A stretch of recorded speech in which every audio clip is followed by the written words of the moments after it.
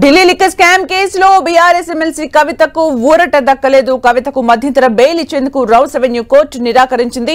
తన కుమారుడికి పరీక్షలు ఉన్నందున మధ్యంతర బెయిల్ ఇవ్వాలని కోరుతూ కవిత బెయిల్ పిటిషన్ దాఖలు చేశారు.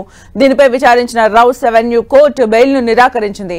మరోవైపు కవిత రెగ్యులర్ బెయిల్ పిటిషన్ పై ఈ నెల 20న రౌస్ అవెన్యూ కోర్టు విచారణ జరపనుంది. ఈ క్రమంలోనే మధ్యంతర బెయిల్ నిరాకరించడంతో కవిత రెగ్యులర్ బెయిల్ పై త్వరగా విచారణ జరపాలని కోర్టును కోరనున్నారు. ఇందుకు సంబంధించి రౌస్ అవెన్యూ కోర్టులో కవిత తరపు లాయర్ అప్లికేషన్ దాఖలు చేయనున్నారు. ప్రస్తుతం కవిత జ్యుడిషియల్ కస్టడీలో ఉన్నారు. తిహార్ జైల్లో ఉన్న కవిత కస్టడీ రేపటితో ముగియనుండగా రేపు కవితను కోర్టులో హాజరుపరచనున్నారు. కవితకు మధ్యంతర బెయిల్ ఇవ్వడాన్ని వ్యతిరేకించిన ఈడీ కవితకు బెయిల్ ఇస్తే లిక్కర్ కేసు దర్యాప్తుపై ప్రభావం పడుతుందని వాదిస్తోంది. సాక్షులను ఆధారాలను తారుమారు చేసే అవకాశం ఉందని ఆరోపిస్తుంది. ఇప్పటికే అప్రూవల్ గా మారిన కొందరిని కవిత బెదిరించారని, అందుకు ఆధారాలున్నాయని కోర్టుకు ఈడీ తెలిపింది. దీంతో కవిత జ్యుడిషియల్ కస్టడీ పొడిగించాలని రేపు కోర్టును ఈడీ కోరే అవకాశం ఉంది. ఇక మరోవైపు కవితను విచారించేందుకు సిబిఐకు రౌస్ అవెన్యూ కోర్టు అనుమతించగా తిహార్ జైల్లోనే అధికారులు కవితను విచారించారు.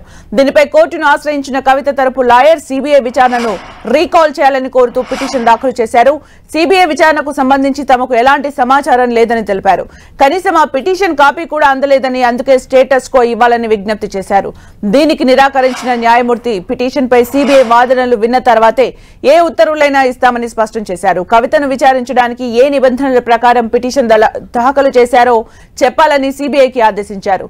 దీనికి సిబిఐ 3 రోజుల సమయం కోరగా తదుపరి విచారణను ఈ నెల 10కి వాయిదా వేసింది కోర్టు.